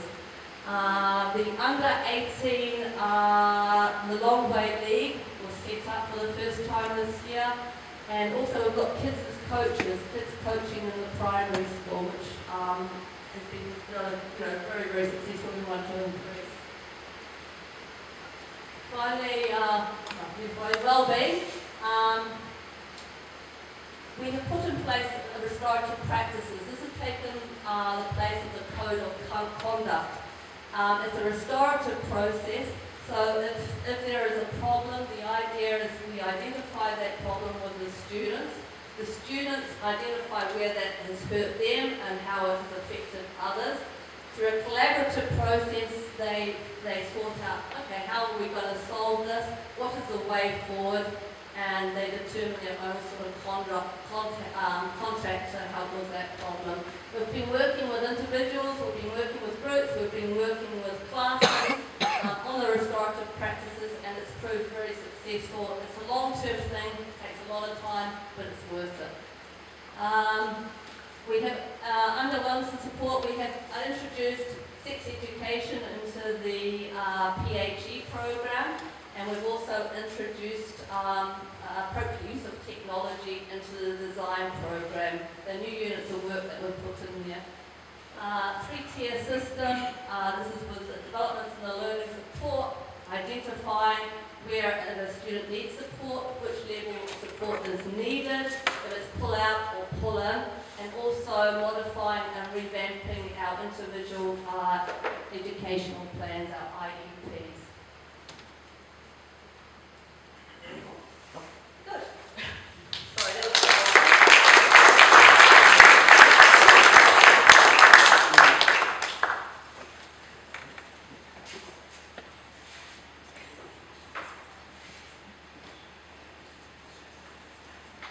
Leslie, sorry, can I just ask one thing? Yeah, sure. You pointed out how you had a very successful retreat for the DP students. Yes. But I note on the slides you haven't said anything about the week without walls, which is a very similar process for the other year groups, which used to happen before COVID. Sure. And obviously it hasn't happened now for several years.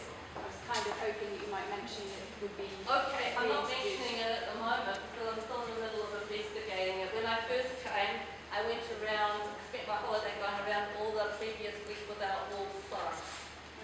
A lot of them have fallen to pieces over COVID.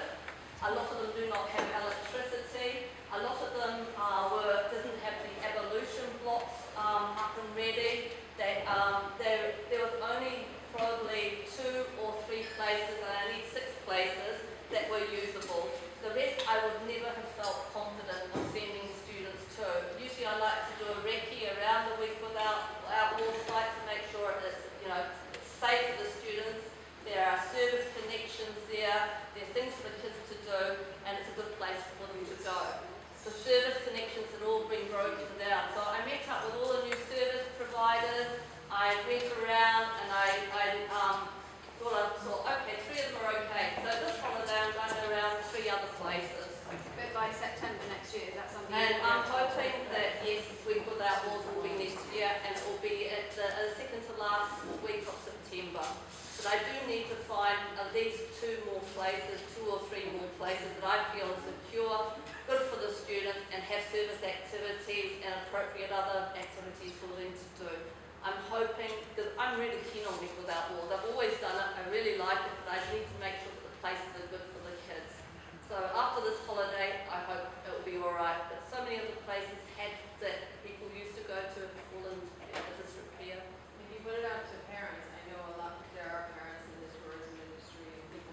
have been to something like 10 sites, and those 10 sites have all been used in the past, had connections with different service providers. The biggest problem is they just don't have the evolution blocks. We have about 50 kids going at a time, and they just don't have enough bathrooms for the kids. If you've got 50 kids and you've got 3 toilets and 3 showers, it's a real struggle. My aim is for Week Without Walls to go next September. So I've been doing the best I can, honestly. Sorry, and on another note, field trips in secondary. Yeah. In primary, and I don't know if this is all to do with COVID or not, Yeah. but in primary they used to go on quite a lot of field trips which were very enhanced the learning. Yeah. In secondary I've noticed, I don't think my kids have been on any. We're going on a permaculture trip to 2 farms tomorrow with the year 11 INS class. With the music classes going to a music studio, I think they went last week or going this week. We've done the MUN trip, we've done sports trips. They're building up, and we are, So I just wondered if it was something which is part of your Yes, it curriculum, is. because it doesn't seem that way, Yeah. but perhaps it is. It is slowly increasing, and it's something that the teachers are now trying, to look at, investigate, and put more into their program. Yeah, it does need to increase. I agree. Thank you. Sorry, thanks a lot for the presentation, both primary and secondary. I think it's commendable the work the school is doing, and the first, I would say, the closest judges of the qualities are my children, who are very happy really with the way the school performs in terms of the academy. So thanks a lot to both. I have a question, if I may, on the sports. I've already tried to interact with the school. I never got a reply, and something I also would like to know is how can we approach the school in a way that we get replies to our queries. One is related to sports. I already sent a few mails to the director, but maybe either the input is full or maybe it went to the spam. I didn't get any reply. So I'm now addressing things that I tried to address by email, but I never got a reply from the school. On sports, one issue already raised is the issue of the state of the facilities for sport. I think there is room for improvement in terms of the football fields, in terms of basketball fields, in terms of swimming pool, which apparently from previous year it was already discussed and promised money set aside for the heating of the swimming pool so that students who swim can enjoy the facility throughout the year.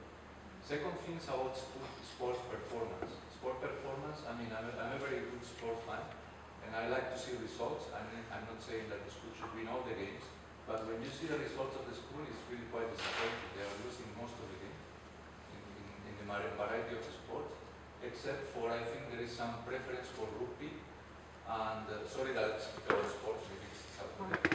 So it's a preference for rugby and for swimming. Last year when I came, there was a big promotion of the club results because they're extremely high, and they were worthwhile promoted with 100% pass rate and an average of 35.5, which is extremely high. So yeah, we need to start off the year with that sort of promotion. Yeah, I think it's interesting to do it. I'm sure the school analyzed these results. Yeah. Maybe it's interesting for parents also to get the outcome of that Sure. analysis. I would say on that one that we do speak to the year 10 and 11 parents about specific niches in those year groups. Maybe we should open it up to all year groups. If that's, yeah, they're happy to. A quick question on the same subject of mark testing. I've always wondered, what is the sample size? When you say international schools, is it in Malawi, in Africa, in worldwide? Have you never... When we have our map scores, when we get them, so there's a map node which is worldwide. So it's like thousands and thousands of schools, right? And that's a norm you get. And then we compare ourselves to that norm. Then you have another one, which is the ASA schools, right? Which are like the schools here in this region. And they have map scores. So we compare ourselves to those map scores. And I think from year 4 all the way to secondary, this year we were above map norm worldwide. So there was a huge increase because I remember 3 years ago we were well below and now we're above all map norms. And we have those results, but Ilaria, I was just thinking it's important to know I know the question of where are we as a math scores really talk about student growth. No, So exactly, it's not like that. So what you want to see is more like the growth that you take as a school. It doesn't really rank you. It's more like interesting, like when you look at results, it's like what kind of growth did we take? And I think that was interesting for us to be like, how did we grow? How did our students grow? No, I do agree with you. It's not about ranking the school. It's just to understand how do we progress during a certain period. Can I just quickly add, like having a son in year 2 and looking at those math growth scores, all that preparation, the inquiry stuff that's done at that low age, it just pays off at the top end when you kind of go above those other international school-based schools or the whole norm. And it's very reassuring for me as a parent. Yeah.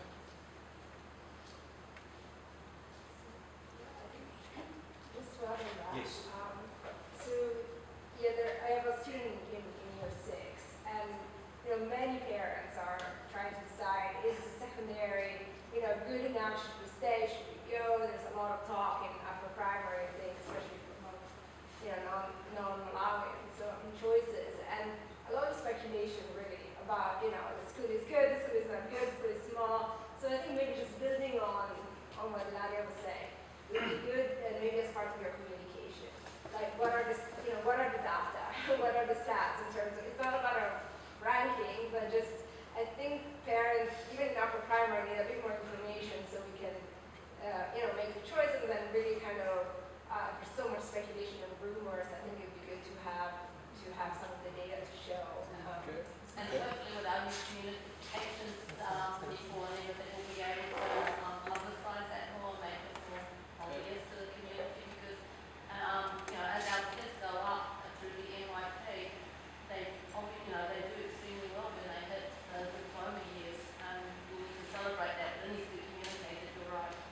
Can I just add something? But, it's actually quite easy to get this information. If you go on the website of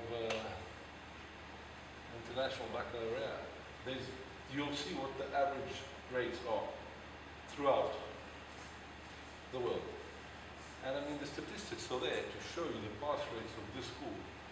In the last 15 years, well, not 15 because I don't think we've had the diploma, I think it's been around for, is it 15 years?